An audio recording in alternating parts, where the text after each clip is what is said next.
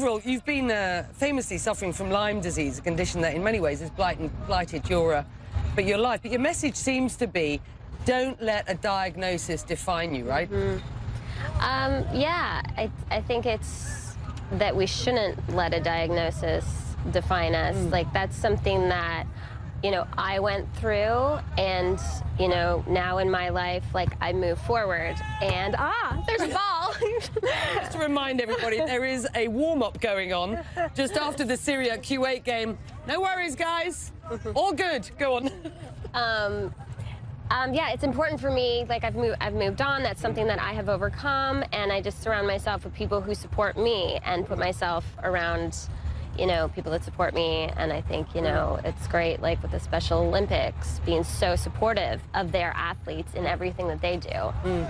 And you've said you've been involved now for a long time. And this is the first games in the Middle East. Yes. Connor and Dad know just how important that is. And let's be quite clear, you know, the stigma, we need to break the stigma for people with intellectual disabilities, not least in this region. These are the first games here, 50 years on from the outset of the games. What do you hope, Avril, will be achieved here and as a legacy? I hope that the stigma is broken, and that it doesn't matter. Everyone has a different situation that they face in life, and that shouldn't, like we were just discussing, define who you are. We're all equals, and should all support each other, you know, whether it's, like I say, men and women supporting each other, women supporting each other, and all of us supporting each other. It was amazing. I was just thinking when I was in the at the opening ceremony, men and women, girls and boys. I mean, this isn't just about adults, of course. This is about 16-year-olds and younger. And it was wonderful to see the gender balance. I was probably in the most gender-balanced environment I've been in for a long time.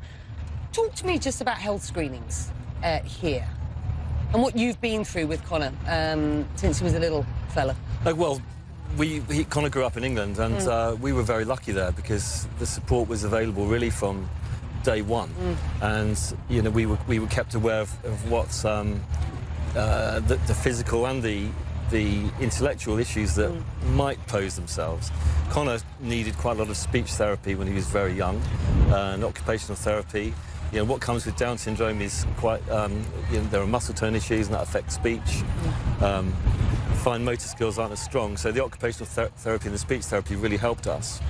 I'm not sure about the availability of those services here, but I think, you know, you mentioned legacy, and I think one of the most important things is just simply raising awareness, because change doesn't happen overnight. Change happens over generations, and everything that's happened this week is a real kickstart for that, I think, and trying to make sure that that awareness grows, and it will make everything easier going forward from here in this country.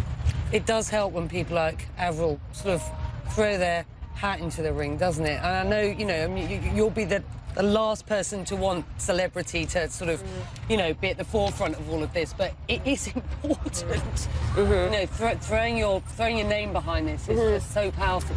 It's great because I'm able to use, like, my platform and my fan base and my voice to bring awareness to the Special Olympics and what a great organization it is. You know, I've been able to write songs for the Special Olympics, shoot music videos, and then this is my second time performing at the opening ceremonies.